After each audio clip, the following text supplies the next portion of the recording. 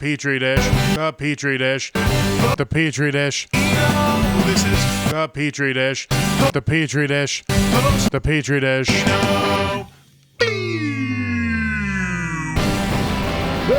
This is the petri dish. There's something growing in here, and today it's my fucking style, bro. My pigtails are off the chain. Yes, that's what I was going to start with. Bobby, you got to tell us about these pigtails.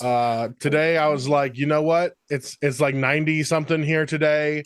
My swamp cooler can only do so much, and so like the singular ponytail situation was just like too hot on the back of my head today. Okay. So I split it into two to let that spot air dry out a little more. Nice. And so I'm rocking the pigtails, and they just happen to seamlessly blend in with my headphones. Okay, yeah, and they just happen to be by pink and purple. So this is just our new sly way of telling people, if you're not watching us on YouTube, you're missing out. But Spotify is also good too, because that's where the ads are. Please, for the love of God, listen to the ads. Okay. Navy Federal Credit Union needs you to know that they're here for you. So whatever's happening, I made 31 cents in March, guys. Did you? That ain't bad. Hell yeah. That's something. So that is listening to this podcast is directly a good. Thank you for being here. Tell other people. We do the internet things now. Oh shit, we got Reddit stories and we got games. We're like a real fucking podcast. One of these days we'll have guests again too. But guys, talking to people is just like, it's overrated. Let's be honest. But I'm all caffeinated up today, and I'm ready to do another good fucking podcast. Oh, guess what? What? I have about $600 saved. Yay! Which means I can afford to get a Moog synthesizer now, and so basically, So I'm waiting on approval to buy that, and then there's gonna be beeps and boops. I fucking love any sort of electronic instrument, but specifically like synthesizers. I've also been obsessed with trying to obtain a theremin for a fair price. Ooh, okay, nice. And I've seen some decent ones around $400, and I'm like, as soon as I have enough dumb money to throw around, right. Or if I sell this fucking drum set, which I'm still like, every time I think about selling it, I bust it out and I play it again, and I'm like, I gotta keep it around, so it's tough. But if I had a theremin, I would just be in here like, hey, guess what? Guess what's part of the podcast? Me going, woo, that's part of it now. New theme song, just all theremin, like the old Star Trek intro. The petri dish. Petri dish. Yeah. Hell yeah. Yeah. You guys are going to get theremined up one of these days, and you won't know what to do. We're going to have a soundboard and a theremin. Nice. Yeah. That'll be awesome. Yeah, but I mean, the synthesizer I want to get is Moog's Drummer from Another Mother, and its build is kind of like a drum machine synthesizer. Oh, it's one of the modular units. Yes. So you could keep building if you wanted to. Yes. Motherfucker, do not start getting into analog synth shit. You will go far too down the hole. No. Really, build a whole ass wall. Yeah, I mean, what I want to do is, because I've been listening to Questlove, his book on creativity, I really just want to learn how to work the DFAM, and then eventually start DJing some, like locally.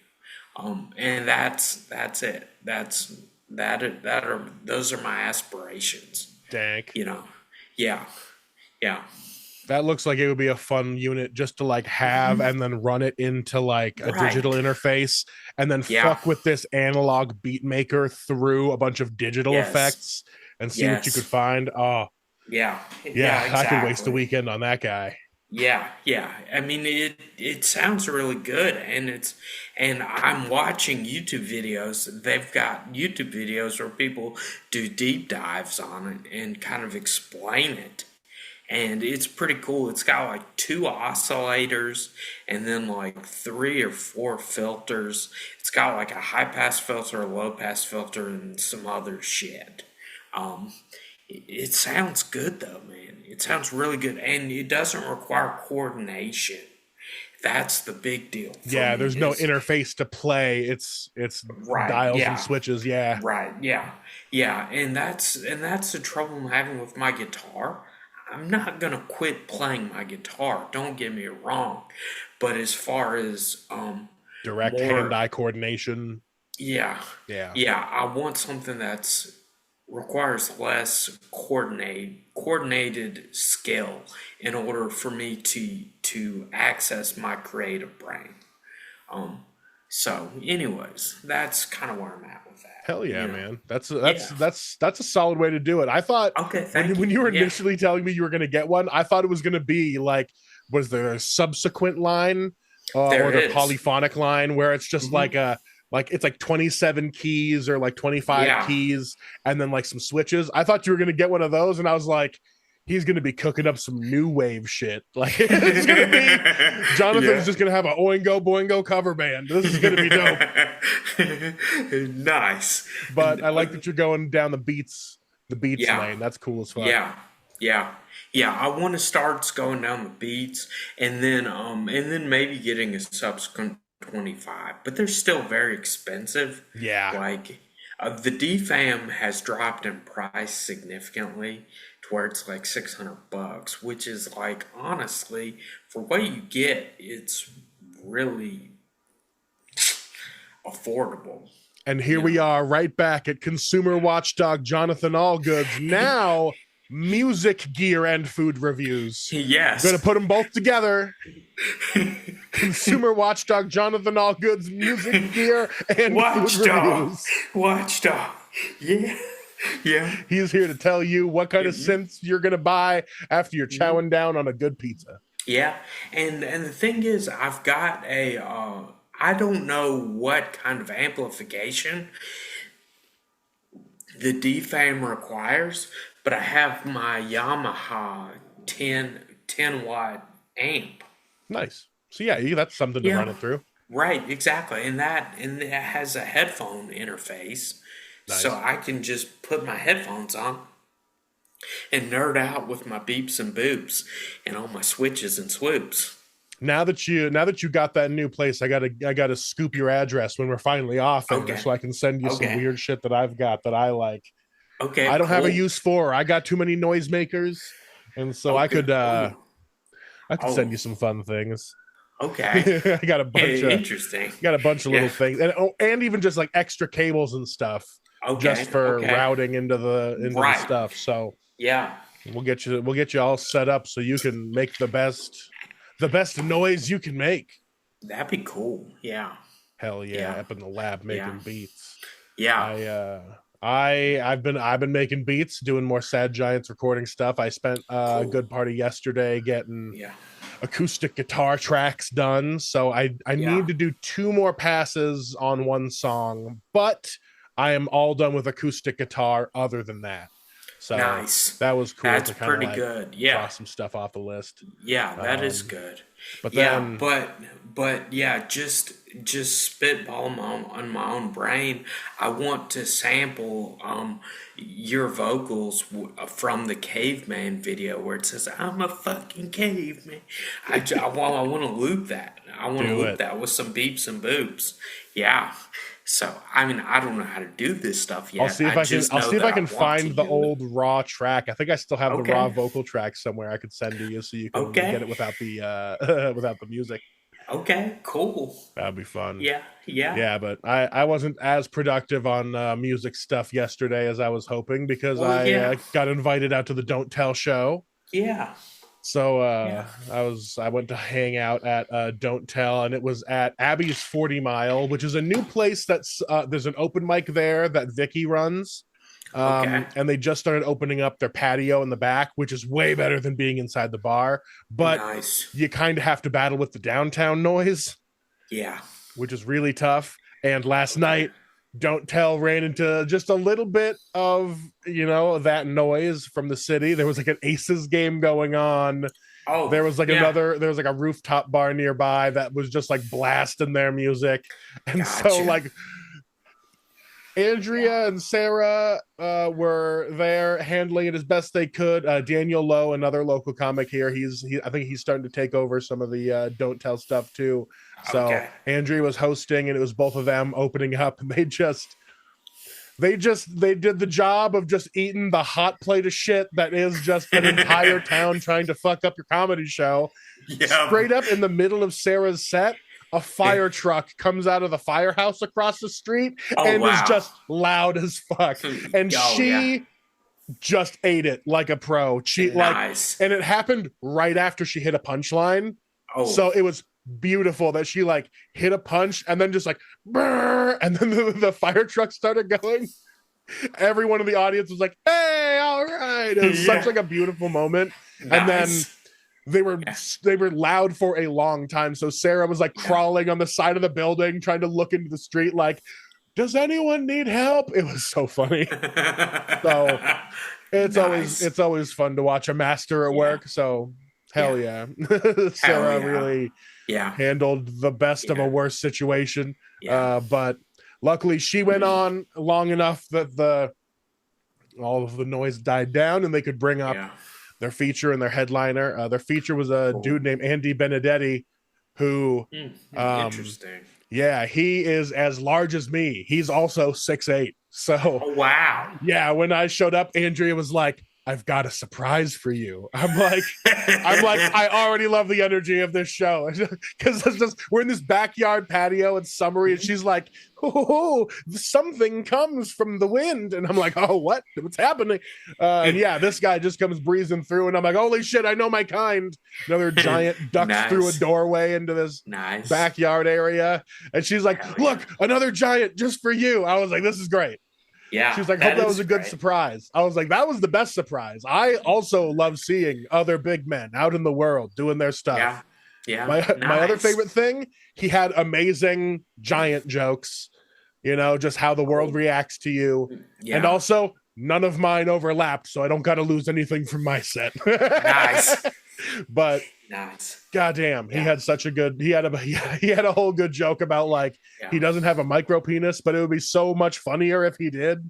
Okay. And I was like, I've thought that. I'm like, it'd be so much funnier if it was just like, boop.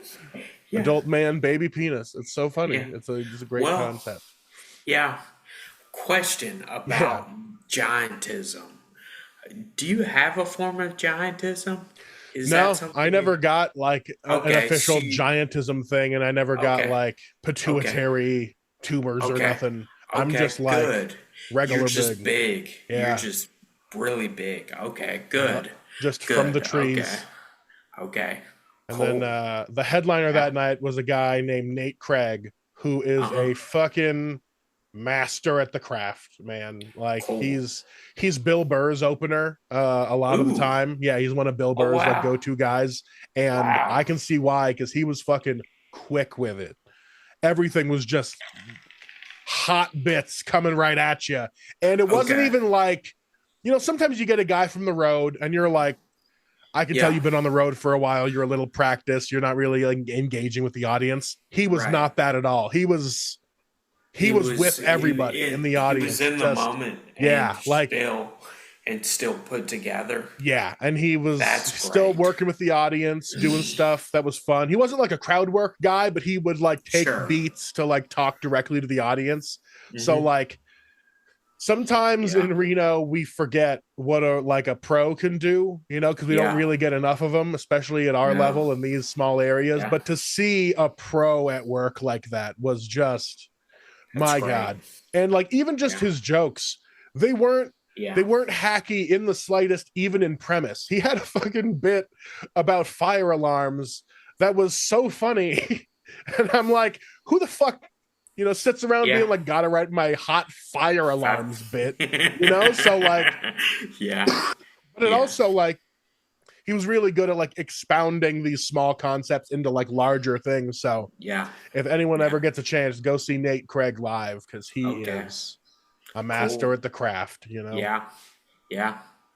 Probably, maybe I have to go see Bill Burr to see him. Yeah. Yeah. Technically, I have seen Sean Patton, Nice. and I've hung out with Sean Patton post show.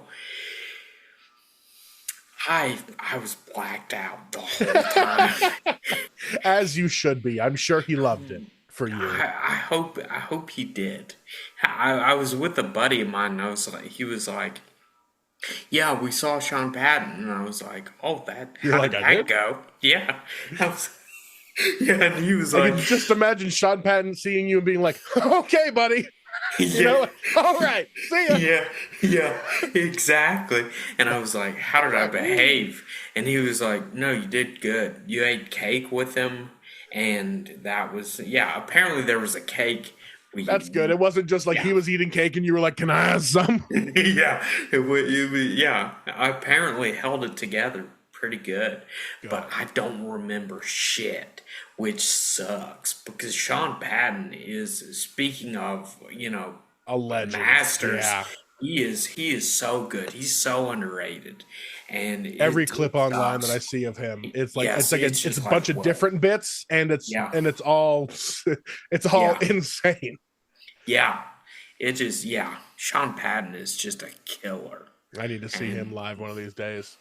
Well, you know what time it is now, Jonathan. It's time for us to turn the judgment outward towards these fucking sycophants. That shit's hot. That's what we do now. Is it going well? Are we getting views on? I have no idea. I just like doing it.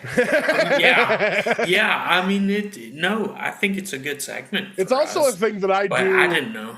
It's also a thing that I do in my own time. Like I just look at Reddit and I'm like judging people on the relationship subreddit, and then I'm like, I could just bring it to the pod where it should be, where all millennial Reddit content should be, on their podcast. All right. This one is, am I the asshole for pointing out that my boyfriend eats like the poor people from his country? That sounds terrible. Right? You're like, whoa, you're racist and classist, like in equal amounts. It's like you're mixing a perfect soup of being an asshole already. Yeah. This person really is trying to justify hard. This is a long one, so let's see. Buckle in, Jonathan. Okay. My boyfriend grew up in extreme poverty, like living on a garbage site poverty. His mom managed to snag a foreign businessman, not particularly rich, but middle class enough, and when he was 8, they moved out. My boyfriend has horrible table manners for the country we live in. He chews loudly with his mouth open, not just a little bit, but fully open. He burps at the table. He farts at the table. He shoves as much down his face as he possibly can. He doesn't think about the fact that food is hot when it comes to the table. He just shovels it in. And when it's hot and burns his mouth, he points his face up, unhinges his jaw, and loudly hashashafashas, while thrashing around to the point where it looks like he is having a seizure. I swear, he exaggerates all his expressions as well. You can be on the opposite side of the room and clearly know if he likes or dislikes his meal or if he has burped. Okay. When we first met, I was like, what the actual fuck? He told me it was cultural and I just accepted it. Now, I don't mind when we're at home, even at a place like McDonald's. I can turn a blind eye to that. But when we have been invited to someone's house or we're in a nicer restaurant, people stare and people talk about him. I have brought it up a few times, but he does not care. However, for some ungodly reason, if he eats in front of his mom, he doesn't do it at all. He has regular table manners for the country we are in. He took me to visit his country for 2 weeks with his parents a few months back. I noticed that when we were in the poorer restaurants, a lot of people did eat like that. Nowhere near as extreme as him, though, but they did eat with their mouth open, spit bones and gristle out. My boyfriend stepped it up by a good few notches in comparison. At richer restaurants, he was the only one that ate like that. They were also staring at him. I don't know if it's just colonization or some other reason why the rich ate the way they did, but they did. My boyfriend does have issues with money. He gets stressed out by the fact that he isn't a millionaire already and that he isn't doing enough. He also wants the type of job where you go out on business trips and dinners. If you're going to do that, you need to be able to have proper table manners. When we went out for a trip, I mentioned it to him offhandedly. I got the impression that he genuinely thought I was lying about it. He wasn't happy, but it was a short and sweet type of conversation. A few days ago, we were sitting in a restaurant. In walked a group of people that obviously had a lot of money, and they were also from the same country as him. I assumed they were on a holiday or just visiting. He noticed them and pointed it out to me. He ate how he usually ate. When they got their food, I looked and saw they ate with their mouth closed, and I pointed it out to my boyfriend as proof that I was right. He was incredibly angry about it. I feel like I went a bit too far here. Am I the asshole? I think this person is an asshole. I think the other person does have terrible table manners. Yeah.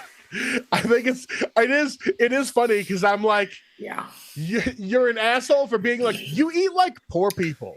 Yeah. But it's just like, I understand where she's trying to meet what I'm assuming her shitty boyfriend is at, which is like, all he cares about is business and eating, and he's fucking up both of those badly. Yeah. Like, how do I convince him his table manners are so bad it's affecting his life? Yes. Other than being like, you eat like you're poor, so you're going to stay poor. You know, like, I get where her mind is working. But it's just a shitty way to think. Yeah, it really is. So it's just like, I would say, don't have him be your boyfriend. It sounds like he's gross. Yeah. Your boyfriend sounds gross. Yeah. I mean, it does. But hey, if you keep wanting him to fart right in your dinner, you can have that. Right. Yeah, and if especially if he's doing it around some people but not around others. And it's the fact he doesn't do it around his mom. He knows better. Yes, he does. And he pretends to her that he doesn't know what she's talking about. This is that fucking... he's trying to like feign incompetence just so he can keep farting in her dinner. This dude sucks. Yeah, he does. I think she should have gone further, because she should have been like, you eat like you're poor because you are poor and your mom tried to teach you better and you're a liar. You know, like, she should have just fucking laid it on, because he is lying to her. So you're being an asshole, but this guy needs someone to be an asshole to him, and you need to go further. Okay. Because you rip that Band-Aid off, because either he's going to keep acting the same and you got to get the fuck out of there, or he's got to learn the way he has learned before, somehow, miraculously. We'll see how this one goes. Okay. Am I the asshole? Wait a second. How are my podcast manners, Bobby? Well, you aren't doing nearly enough chewing. Your podcast manners used to be way worse. There was so much chewing. Oh, was there? Oh, shit. Okay. I didn't. Oh, yeah. You used to love eating McDonald's directly into the microphones, and I'd be like, the audience isn't going to like that. Your podcast manners have gotten so much better. Okay, good. Good. Yeah. We'll have to talk about this one. Am I the asshole for telling my coworker to stop trauma dumping during lunch because it ruins my appetite? Okay.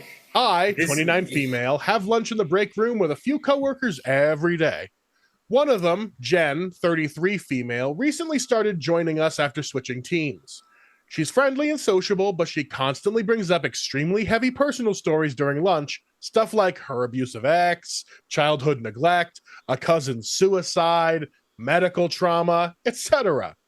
The first time she opened up, we were all sympathetic, but it's now nearly every day. While I get that she's probably struggling, it's become really draining, especially when I'm just trying to have 30 minutes of peace in the middle of the workday. Everyone else either nods awkwardly or goes quiet when she starts. Last week, she went into detail about a miscarriage she had years ago while I was trying to eat a sandwich. I felt sick and just put my food away and told her politely something like, "Hey, Jen, I totally get that you've been through a lot, but this stuff is really heavy for a lunch break. Maybe save it for a better time." She got really quiet, then left. Later, I got a Teams message from her saying she felt shut down and ashamed, and that I could have shown more compassion. A few coworkers think I was too blunt, and that she probably doesn't have anyone else to talk to. Now I'm wondering, was I an asshole for prioritizing my comfort over someone who might be in emotional distress? Or is it fair to ask for boundaries during work breaks? Not the asshole. That lady's doing too much. Yeah. I would say that's, that's not the proper venue for those things. I would say she's nicer than I would have been. Right. And because she did show some amount of compassion. Some people aren't used to how bad conversations can go. You're starting at a 0. We're all just trying to have a 5. Yes. We need you to meet us somewhere in the middle at a 3. Yes. Maybe not the miscarriage. Yeah. Right. Maybe tell us a time your car broke down because you ran out of gas. Yeah. We'll still feel some sort of sympathy for you, but we also all have to live through the day. Yeah. Or the amount of people that I know that would have just told her I don't want to hear about your nonsense. Shut up. Shit. Yeah. Yeah. Hey, fair enough. Not everyone wants to hear you talk at all sometimes, Right. So the fact that people are even allowing you to make noise in their general direction is sometimes more politeness than some people should be afforded. So I think people were giving her a lot of leeway. But no, this lady's definitely not the asshole, especially for the way she handled it. So yeah.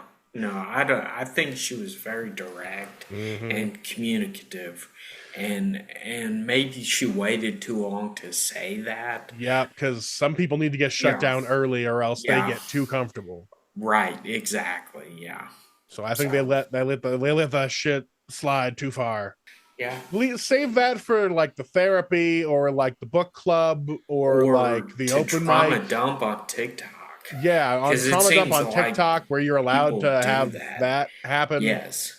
But if people are forced to all be in the same room with you, it's neutral ground. You got to treat it as such. Now here's one. These are some interesting ones. I tried to pull some ones that weren't all just relationships where it's just my boyfriend's mother doesn't like me. That's most of them. Yeah. Okay. So this one I think is pretty cut and dry that the person is the asshole. Okay. But I think it leaves a lot to discuss. Cool. Because this one is also hypothetical. Would I be the asshole? Okay. So would I be the asshole if I tell my friend to not expect us to remain friends through college? Already, I'm you're already overthinking. This sounds like trying to break up with somebody. Yeah, it's you're trying to friend break up with somebody, and they might be just we don't even need to do that. We can just stop talking. You know? It's just little. Yeah. I just graduated high school. And will soon be going to college, the same college that my close friend is going to, if they're going to the same college. My friend, who I'll call Tony, has been a very close friend for about 2 years now and is very excited that we will be going to college together. He thinks that we'll be great friends for a long time to come, and one time he shared with me his dream that one day he'll be able to drop off his kids at Uncle Curry's, me, years from now. Yes, I know, this is weird. I am aware that people change a lot in college, and so do who they hang out with. All right, this is definitely a high schooler. I don't like this expectation he is setting that we will remain friends throughout college and life because I don't realistically see this happening. I dislike the pressure he is unintentionally putting on me, as well as the fact that he will probably be disappointed with the future. I know how I feel is valid, but how do I approach this? I mentioned in passing once to not hold on to the expectation that we will remain close friends, and he got upset. Is this just something I let be, or should I set a boundary here? If I do set a boundary, how could I best do this? Go get tested for autism. Wow. This is textbook autistic kid who hasn't been tried ever in their life in a real situation where they're how do I tell a friend I don't want to talk to them anymore? You don't got it. You just stop talking to them if you don't want to talk to them anymore, man. But this person has spent a lot of time talking to you, and the fact that you don't want to, that's on you. The fact that you're I am very valid, that's what you need to examine. you're a dude trying to break up with a friend, you don't really need to do anything. If you don't want to be together in friendship, you will grow apart in college. You're overthinking the shit out of this and kind of an asshole at the same time. This person's an asshole. Yeah. But I think it's funny that people will overthink these situations because of preconceived notions of how life events are. Yeah. People think, oh, everyone changes between high school and college. And it's like, yes, because everyone changes all the time. You don't have to say, I'm going to college now, so I must change. Thank you, friends. Goodbye. You know, like that's not welcoming change. That's being an asshole. You can be like, sorry, friends, I'm busy now with a lot of college shit. I don't have as much time to hang out, but you don't just be like, and that's it for me, dealer. Enough friends. Goodbye. I'm going to be changed where all my friends will be hot ladies. You know, like, what the fuck does this person even think is going to be on the other side of them in college if this is how they treat their friends? You know? Yeah.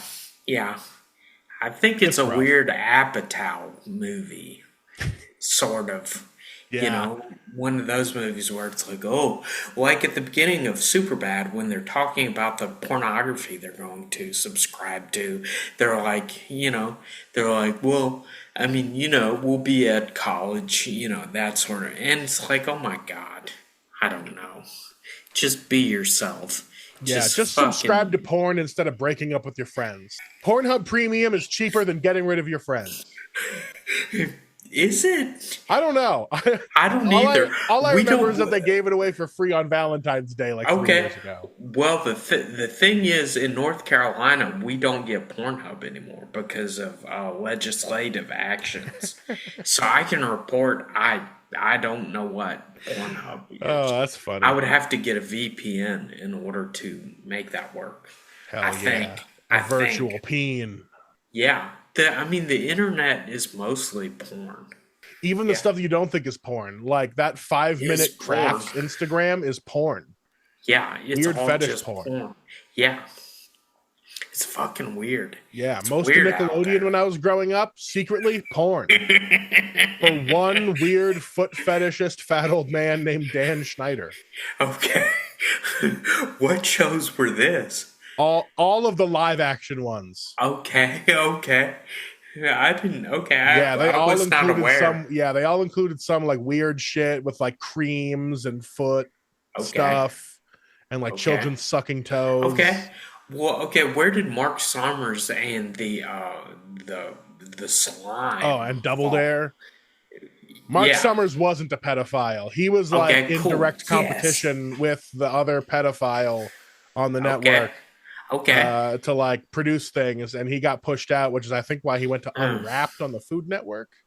Interesting. Yeah, I was watching Mark Summers get slimed and Global Guts. Yeah, so it was all the scripted live action stuff that was later on, like all those Nickelodeon live action ones that weren't competitions. They were anything produced by Dan Schneider. They were all fucking weird and gross. Okay, all right, yeah, that's fair. I mean, what Monsters Inc. was kind of weird and gross. Was it? The animation I thought was like kind of strange. I don't have any official like, ooh, it was about this interpretations. I just remember feeling uneasy after watching it. And the same thing with Tommy, the baby in the diaper. That was kind of weird to me. Is that just like CGI uncanny valleyness? No, I don't know what that means. I have no idea what that combination of words you just said. Oh man, uncanny valley. I don't know. But what's her face was Angela. Was it Angela? Was Tommy's sort of anti-hero? It was strange. There's just like babies walking around in diapers.